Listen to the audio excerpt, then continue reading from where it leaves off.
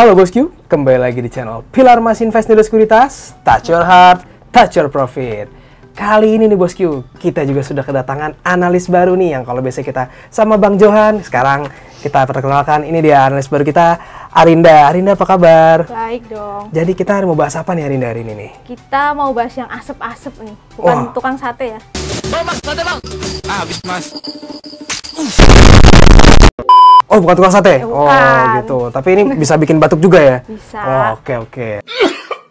Jadi karena ini pembahasannya akan menarik, jadi bosku tetap stay tune di channel Pilar Mas Invest Nilai Sekuritas, touch your heart, touch your profit. Pilar Sekuritas channel di Indonesia.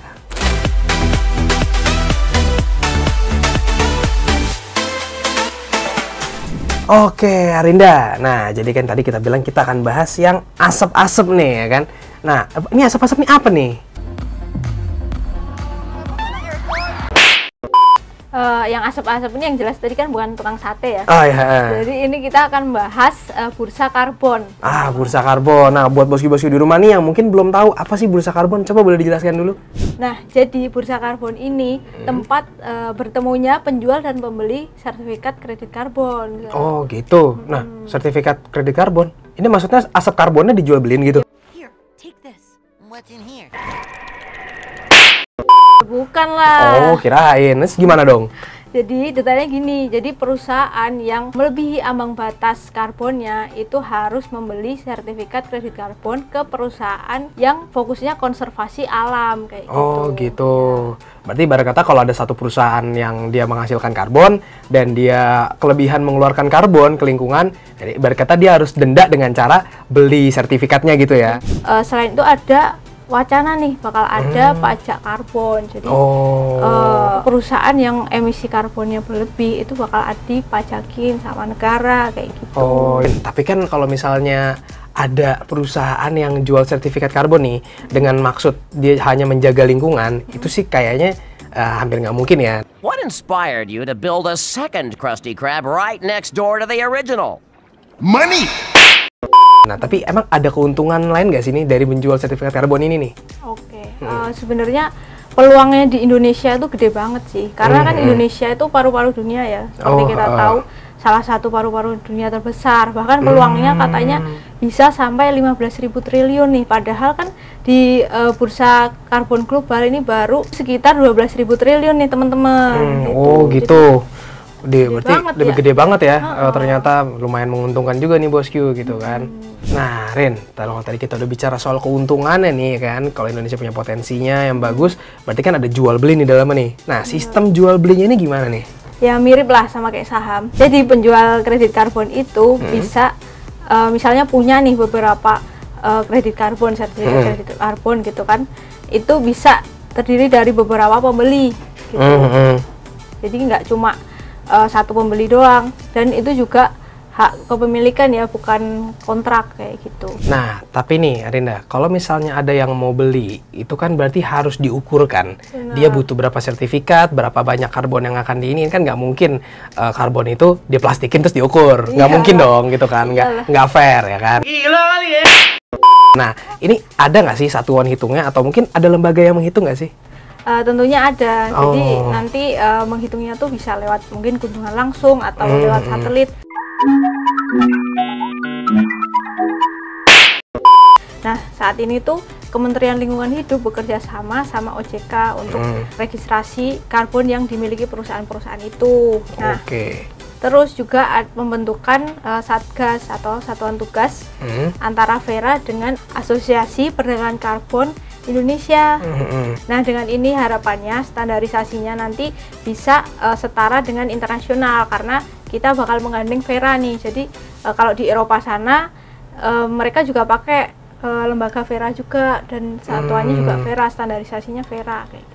Oh gitu, berarti emang kita nanti akan bikin lembaga, ada lembaga sendiri ya berarti ya, untuk menghitung si karbon-karbon ini. Jadi nggak asal beli berapa gitu, tapi emang ada hitungannya nih bosku gitu. Ya, lebih tepatnya satuan tugas. Satuan tugas. Jadi, ya kayak COVID lah ya berarti, mirip-mirip. Iya, antara Vera sama Asosiasi Perdagangan Karbon Indonesia. Nah Rin, tadi kan kita udah bahas nih soal keuntungan dari jual beli sertifikat karbon ini ya kan. Cuman kan tuh keuntungannya masuk ke perusahaan yang jual sertifikat karbonnya nih. Nah, kalau dari sisi pemerintah sendiri nih, ada nggak sih keuntungannya? Soalnya kan kita mengingat juga pemerintah punya beberapa target yang katanya 2050 udah zero emission itu ya, zero emission soal karbon ini. Nah, itu ada gimana sih keuntungannya kalau emang ada?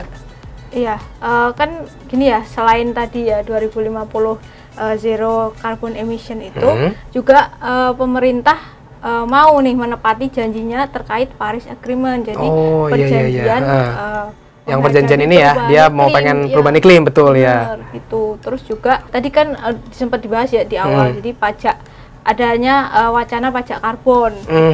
Betul. Nah, dan juga Indonesia ini kan juga utangnya banyak nih. Teman yang baik adalah teman yang tulus.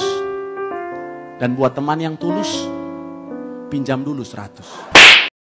Bisa juga nih bayar utang pakai kredit karbon. Nah, emang bisa? Gimana caranya?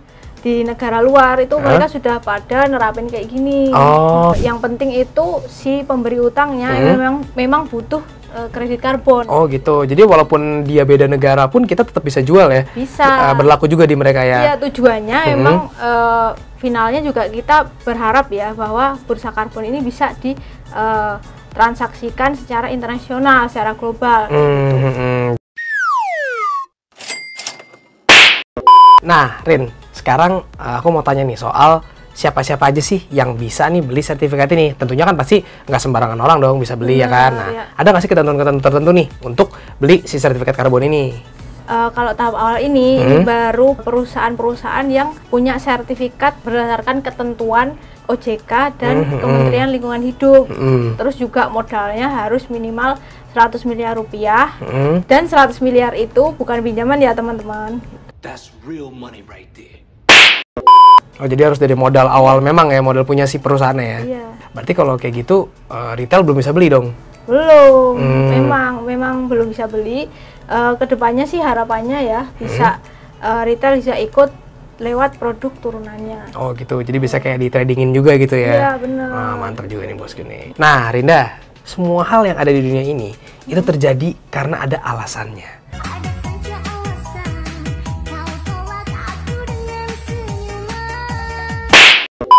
Sama kayak video kita ini, kita kan membahas soal bursa karbon ini, pasti ada alasannya, gitu kan? Karena kita pengen tahu pasti saham-saham apa aja yang terdampak positif nih terhadap bursa karbon ini, gitu.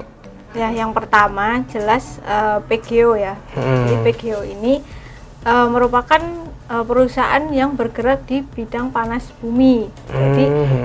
Jadi dia ini ternyata ya selama 2016 sampai 2020 dia juga sempat punya pendapatan nih dari kredit karbon gitu. Nah, yang kedua itu ada Wood sama Suli. Nah, dua perusahaan ini kan bergerak di bidang kayu dan mebel. Otomatis dia pasti punya lahan yang banyak gitu kan. Oh, gitu. Nah, terutama si Wood ini ternyata dia juga udah mengurus sertifikasi Verra, standarisasi Verra gitu. Berarti dia udah ikutin juga ya, maksudnya mengurus si emisi karbonnya udah ikut tangan juga ya gitu? Iya, dia udah mulai ancang-ancang lah. Udah ancang-ancang ya? Nah, selanjutnya juga ada Ken sama Arko. Nah, kalau Ken ini bergerak di bidang pembangkit listrik tenaga air, surya, biomasa gitu. Nah, kalau Arko kan tenaga air. Jadi mereka berdua kan bergerak di bidang energi terbarukan tadi ya. Jadi, iya, betul. Jadi kan nggak cuma perusahaan yang mengandalkan konservasi hutan sebagai bisnisnya gitu, tapi juga perusahaan yang bergerak di energi terbarukan kayak gitu. Karena dia mendukung zero emission juga ya gitu. Iya. Gitu. Berarti dia berdampak positif ya, betul ya. Nah, selain yang kelima itu juga ada perusahaan yang bergerak di bidang sertifikasi gitu dan pengujian, yaitu Mutu. Oh, Mutu yang baru-baru ini main ke YouTube kita itu juga ya. Iya, itu dia mempersiapkan sertifikasi tuh. Nah, itu pasti dia mendapatkan keuntungan yang mantap juga tentunya. Dia udah istilahnya berpengalaman lah di sertifikasi bursa karbon. Nah, gitu betul. Oke bosku, jadi itu dia pembahasan yang dibawakan oleh analis baru kita nih, Arinda ya kan. Nah, cukup jelas ya dan cukup mendetil tentang bursa karbon ini yang ternyata membawa banyak dampak positif nih, baik ke pemerintah maupun ke swasta gitu kan. Jadi terima kasih banyak juga untuk para bosku yang sudah menonton video ini sampai habis. Jangan lupa untuk like, comment, dan subscribe, dan tonton terus channel Pilar Mas Investindo Sekuritas. Touch your heart, touch your profit. Pionir Sekuritas Channel di Indonesia. Dadah!